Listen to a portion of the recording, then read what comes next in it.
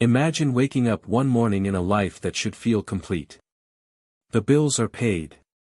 The fridge is full. You have people who care about you, work that keeps you occupied, maybe even moments of recognition or achievement. There is no crisis at your door, no catastrophe looming on the horizon. By every reasonable measure, you are doing fine. And yet, as you sit with your coffee in the quiet hours of morning, you feel it, a subtle, gnawing emptiness that has no name. A restlessness that whispers beneath the surface of everything you do. Today we begin a journey into one of the most unsettling and illuminating explanations ever offered about happiness.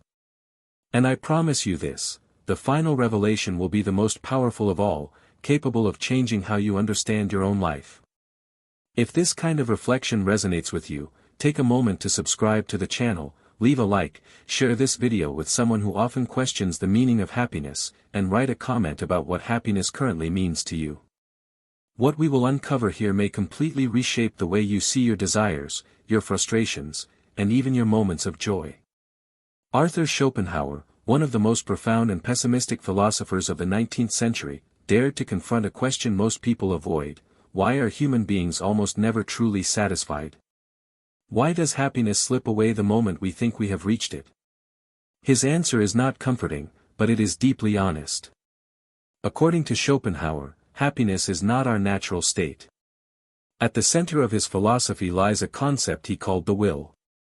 This will is not conscious choice or motivation as we usually understand it. It is a blind, irrational force that drives all living beings to want, to strive, to seek. The will does not care about peace or fulfillment. It only cares about continuation and desire.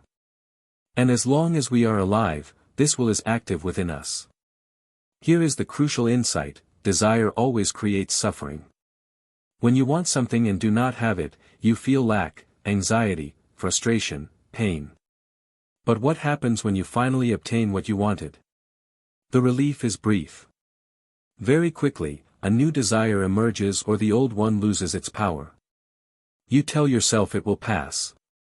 You distract yourself with plans, with busyness, with the next goal on the horizon. But the feeling persists. It follows you into your accomplishments, into your relationships, into the very moments that were supposed to deliver satisfaction. And here is the most unsettling part: you cannot explain it.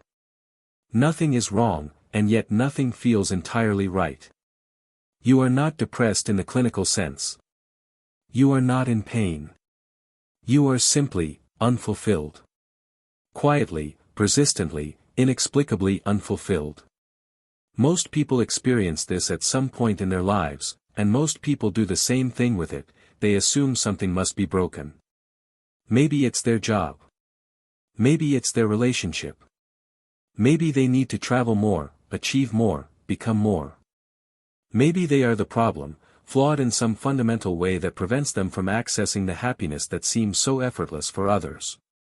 So they chase solutions. They optimize their routines, set new goals, buy things that promise transformation. They scroll through images of other people's lives, wondering what secret ingredient they are missing. But what if none of that is the problem? What if the dissatisfaction you feel is not a signal that you have failed at life, but evidence that you are finally becoming aware of something most people spend their entire existence avoiding? What if the quiet unease that haunts you even in your most comfortable moments is not a bug in your psychological system, but a feature of consciousness itself? Schopenhauer forced himself to confront this uncomfortable reality. And his answer was not designed to make you feel better. It was designed to make you see more clearly. According to Schopenhauer, the reason you never feel truly satisfied, even when everything is fine, is not because you are doing something wrong. It is because human existence is structured in a way that makes lasting satisfaction impossible. Think about that for a moment. Not difficult. Not unlikely. Impossible. He argued that happiness, as we imagine it, a stable state of contentment, a peaceful plateau where struggle finally ends, is a lie we tell ourselves to keep moving forward. What we call happiness is not a destination we can reach. It is a fleeting absence of pain, a brief silence between desires, a momentary pause before the next craving takes hold. And the moment we recognize this, everything changes. Not because life becomes easier, but because we stop expecting it to be something it was never designed to be. Most people reject this idea immediately. It feels too dark, too hopeless, too incompatible with the narratives we have built around success and fulfillment. We want to believe that if we just work hard enough, think positively enough, align ourselves correctly enough, we will finally arrive at that place of inner peace. We want to believe that happiness is a problem with a solution, a puzzle we can solve if we are clever enough. But what if the very act of chasing happiness is what keeps it perpetually out of reach? What if the dissatisfaction you feel is not evidence of failure, but evidence of awareness? What if you are not broken, you are simply awake? This is where Schopenhauer's philosophy becomes dangerous. Not because it leads to despair, but because it strips away the illusions that make life feel manageable. It forces you to ask questions you have been avoiding. It demands that you look directly at the structure of your own desire and see it for what it is, not a guide toward fulfillment, but an endless engine of longing that can never be permanently satisfied. And here is the paradox that will define everything that follows: the moment you stop demanding that life make you happy may be the only moment you become free. To understand why you feel empty even when everything is fine, you must first understand what Schopenhauer called the will, and why it is the most relentless force shaping your inner life. This is not the will of conscious decision-making, not the determination to finish a project or resist temptation. This is something far more primal, far more invasive. It is the blind, insatiable drive that animates all living things. It is the force that makes your heart beat, that pulls you toward food when you are hungry, that compels you to seek connection, status, meaning, and survival. It does not ask for your permission. It does not care about your peace. It only knows one command: want more. And here lies the hidden problem that most people never recognize. The will is not designed to make you happy. It is designed to keep you alive, to keep you striving, to keep you moving forward. Happiness, in this framework, is not the goal, it is a temporary lure, a fleeting reward system that tricks you into continuing the pursuit. You are promised satisfaction, but what you receive is only relief. And relief, by its very nature, is temporary. Think about the last time you achieved something you desperately wanted. Maybe it was a promotion, a relationship, a purchase you had been dreaming about for months. In the moment of attainment, there was a surge of pleasure, a sense of arrival. But how long did it last? Days? Hours? And then what happened? The novelty faded. The excitement dulled. The mind, almost immediately, began scanning for the next thing to want. This is not a personal failing. This is the structure of desire itself. Schopenhauer observed that human life oscillates endlessly between two states, pain and boredom. When you do not have what you want, you experience pain, the ache of longing, the frustration of lack, the anxiety of unfulfilled desire. But when you finally obtain what you want, you do not enter some paradise of contentment. Instead, you encounter boredom, the hollow realization that satisfaction has no substance, that the thing you wanted has lost its power the moment it became yours. And so the cycle begins again. New desire. New pursuit. New disappointment. This insight was not Schopenhauer's alone. Centuries earlier, Buddhist philosophy identified craving as the root of all suffering. The second noble truth teaches that attachment to desires, whether for pleasure, possessions, or even existence itself, creates an endless loop of dissatisfaction. What Schopenhauer called the will, Buddhism called tanha, the thirst that can never be quenched. Both traditions arrived at the same unsettling conclusion: the problem is not that you are failing to satisfy your desires. The problem is that desire itself is insatiable. Modern psychology has confirmed this in clinical terms. The phenomenon known as hedonic adaptation shows that humans quickly return to a baseline level of happiness regardless of positive or negative life events. Win the lottery, and within months, your satisfaction returns to where it was before. Lose a job, and after the initial shock, you adjust. The mind recalibrates.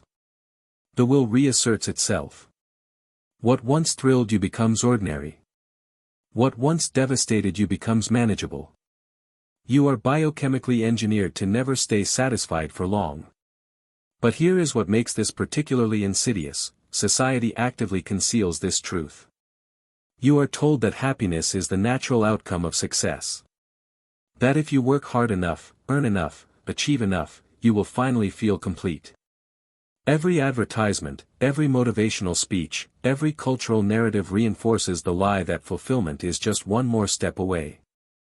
And so you keep chasing, keep consuming, keep striving, never realizing that the chase itself is the trap. Schopenhauer understood that the greatest suffering does not come from unfulfilled desire. It comes from not understanding the nature of desire at all. The consequences of this misunderstanding are far more profound than most people realize. When you fail to recognize that desire is inherently restless, you begin to internalize your dissatisfaction as a personal defect. You look at your life, stable, comfortable, perhaps even enviable by external standards, and you feel a creeping shame that you are not happier. You begin to ask yourself, what is wrong with me?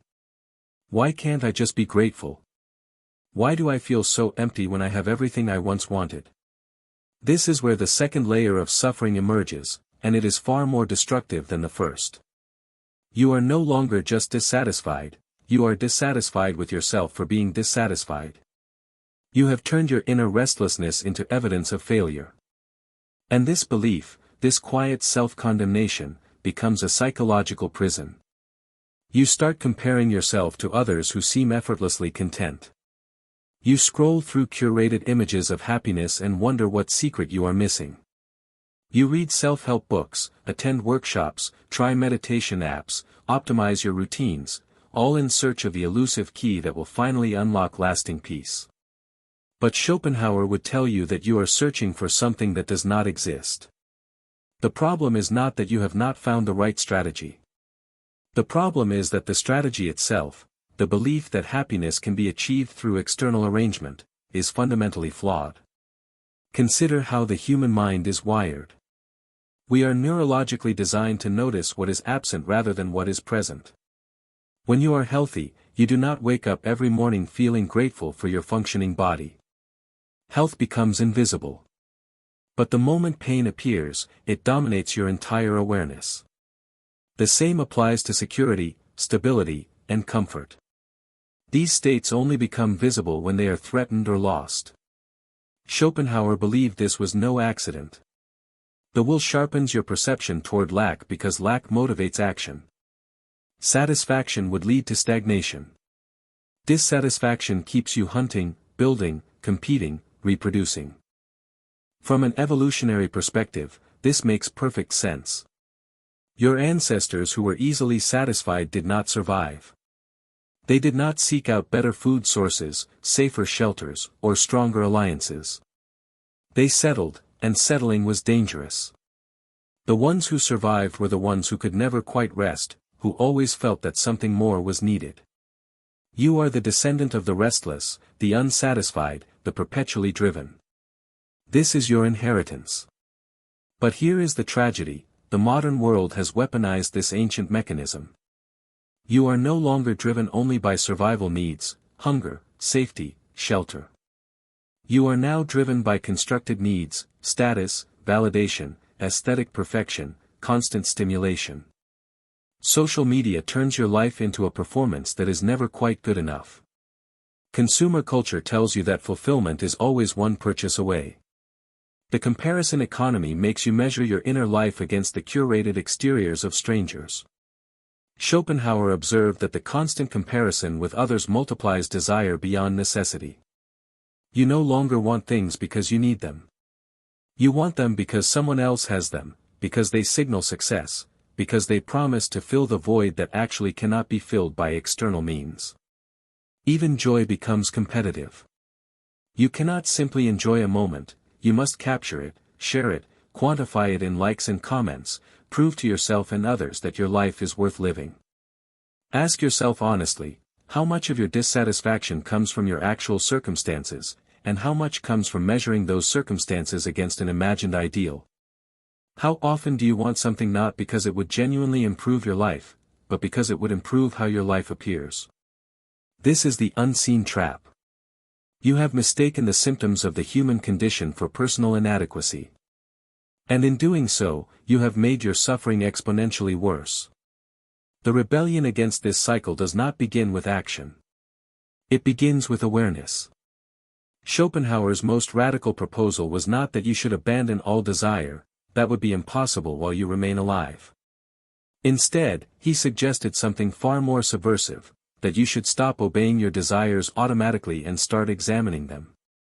This simple shift, from obedience to observation, weakens the will's grip on your consciousness.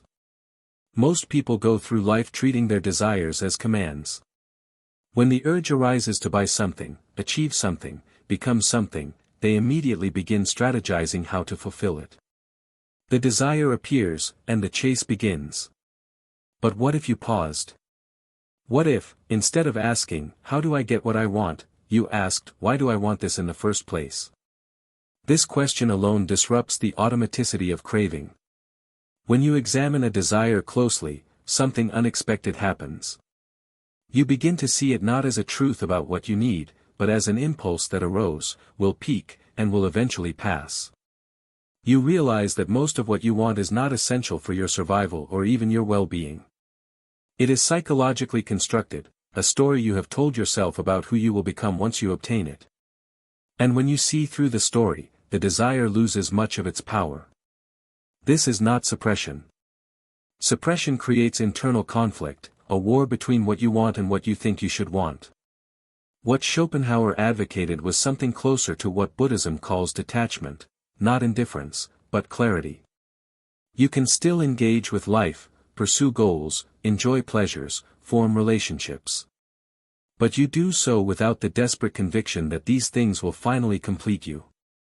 You hold them lightly, knowing they are temporary, knowing they cannot bear the weight of your existential longing. One of the most profound forms of temporary escape from the will, according to Schopenhauer, comes through aesthetic contemplation. When you lose yourself completely in music, art, nature, or deep thought, the will momentarily loosens its grip. In these moments, you are not wanting, you are simply perceiving. Think about the last time you were fully absorbed in something beautiful. A piece of music that silenced your thoughts. A landscape that made time disappear.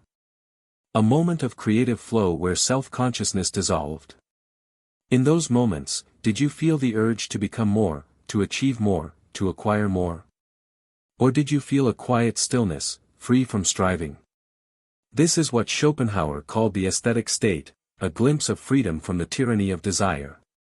Great artists, mystics, and philosophers have always intuited this, even if they could not articulate it. They understood that the highest forms of human experience occur not when we are chasing, but when we are present. Not when we are grasping, but when we are witnessing. However, most people misunderstand this relief and try to turn it into another goal. They chase peak experiences, extreme stimulation, transformative moments, believing that more intensity will lead to lasting happiness. But intensity, too, becomes just another desire, another source of suffering. The more desperately you seek happiness, the more you reinforce the very mechanism that prevents it. Expectation breeds disappointment. Grasping breeds frustration. So the rebellion is not about achieving more or becoming someone different. It is about fundamentally changing your relationship with wanting itself. It is about recognizing that you have been chasing shadows, mistaking temporary relief for permanent fulfillment. It is about accepting the tragic structure of existence without making it a personal failure. And when you do this, when you stop demanding that life deliver you to some promised land of contentment, something paradoxical happens. Life becomes lighter, even in its difficulty. Here is the truth that Schopenhauer understood and that most people spend their entire lives avoiding: the feeling that something is missing, even when everything seems fine, is not a flaw to be corrected. It is a signal to be understood. What you have been calling unhappiness may actually be the most honest response to the human condition. It may be a form of lucidity, a quiet awareness that refuses to be hypnotized by the comforting lies society tells about fulfillment. This is where Schopenhauer's philosophy reaches its most powerful and most misunderstood conclusion. What most people label as chronic dissatisfaction, he saw as philosophical insight felt emotionally. The restlessness you experience is not evidence that you are broken. It is evidence that you are awake. You have sensed, perhaps unconsciously, that no external arrangement of circumstances can permanently satisfy the inner drive. That the structure of existence itself is restless. That fulfillment, as imagined by culture and sold by endless industries, is a mirage. Schopenhauer believed that the greatest suffering does not come from pain itself, but from the false promise that pain should not exist. Society teaches you, subtly and relentlessly, that happiness is the natural state of a successful life. If you are unhappy, something must be wrong with you. You must be doing something incorrectly.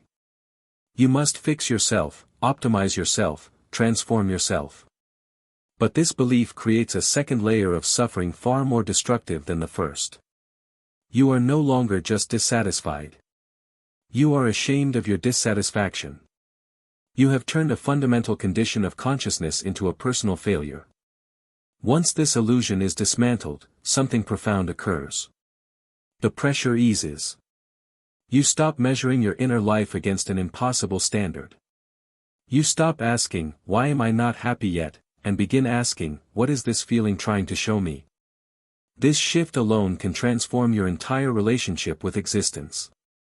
Schopenhauer would tell you that chronic dissatisfaction often arises in thoughtful, perceptive individuals, those who think deeply, who sense the impermanence of things, who intuitively understand that no external achievement can permanently silence the inner drive. Superficial contentment is easier for those who never question it. Awareness comes at a cost, but it also carries a rare kind of freedom.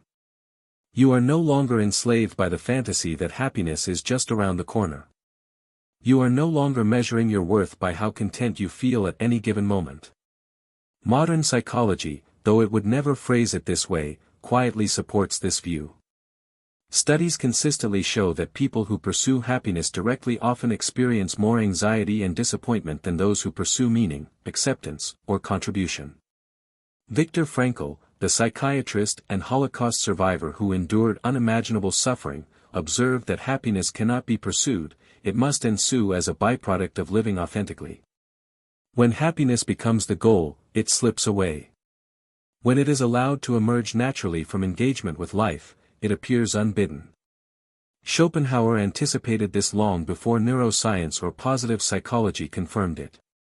He understood that chasing happiness strengthens desire, and strengthening desire strengthens suffering. But when desire is softened through understanding, when you stop demanding that life perform happiness for you, life becomes lighter, even in difficulty. This does not mean abandoning joy. It means redefining it. Joy becomes quieter, less dramatic, more grounded. A warm cup of tea on a cold morning. A moment of silence after noise. A shared understanding with another person who sees what you see. These moments no longer carry the burden of saving you. They are no longer required to prove that your life is worth living. They are allowed to be what they are, small, fleeting, sufficient. There is also a moral dimension to this realization.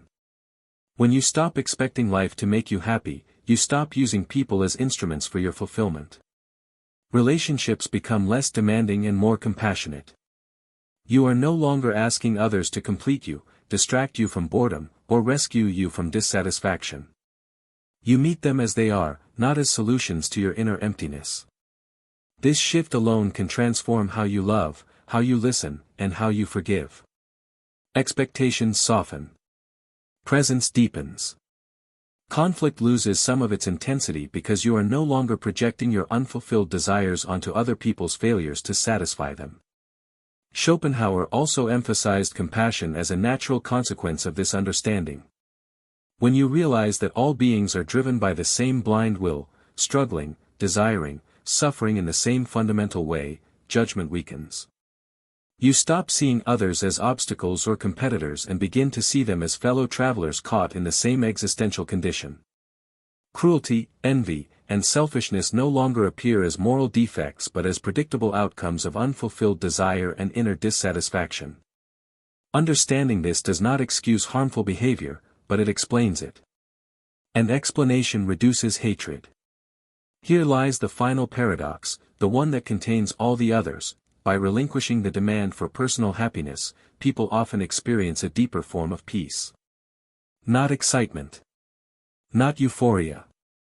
Not the peak experiences that consumer culture promises and that self-help gurus sell. But something far more stable, a calm acceptance that does not depend on circumstances aligning perfectly.